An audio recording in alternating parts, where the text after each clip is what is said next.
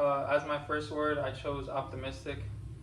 I chose this as my first. I chose optimistic as my first word because it is one of my goals for becoming a better person by the end of the year.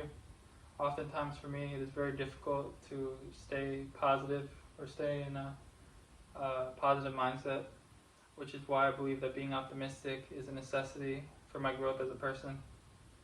I believe that being optimistic is important in order to live a happier life, because optimism lets you see the good in a bad situation. Having the ability to see the glass half full is vital to dealing with the bad as well as appreciating the good.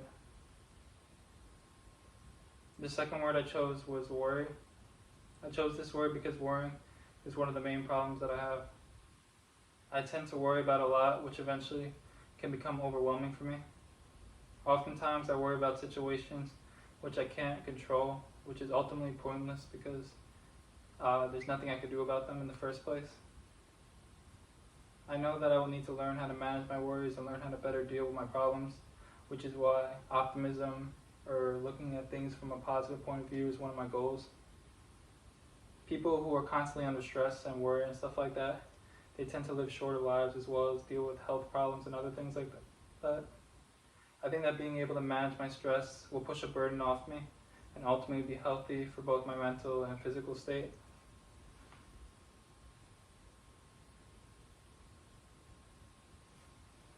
The third word I chose was headspace. I chose this word because it is essential to be in the right headspace. Though my main goal is to be more optimistic, having the right headspace is what I want to achieve by reaching the goal of being more optimistic. So basically the main thing is to be in the right headspace when going about life in general. Especially in these times, it is crucial to have the right mindset when going about your problems. People are isolated and worried due to the pandemic, and that can often lead to people not making the right decisions or making mistakes in their personal lives or in their work and other things like that.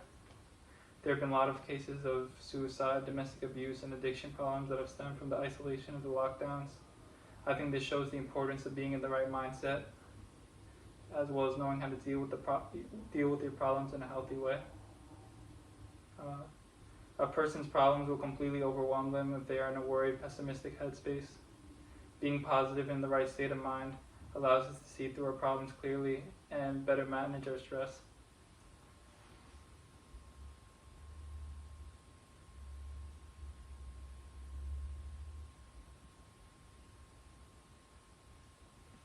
What I realized about myself from this training is that I still have a lot of work to do in improving my speaking.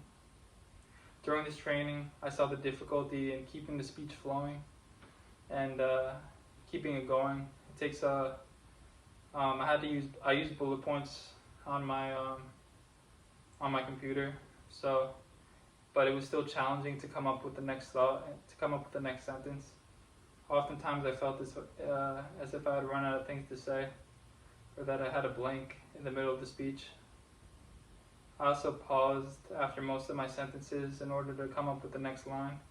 So what I need to do is better convey my thoughts into words, or better convey my thoughts into sentences for a speech, as well as work on speaking while facing the camera. I do feel that I have improved through this training, and being able to practice speaking in front of the camera did help me, but I also see the places that I need to work on, as well as my weak points.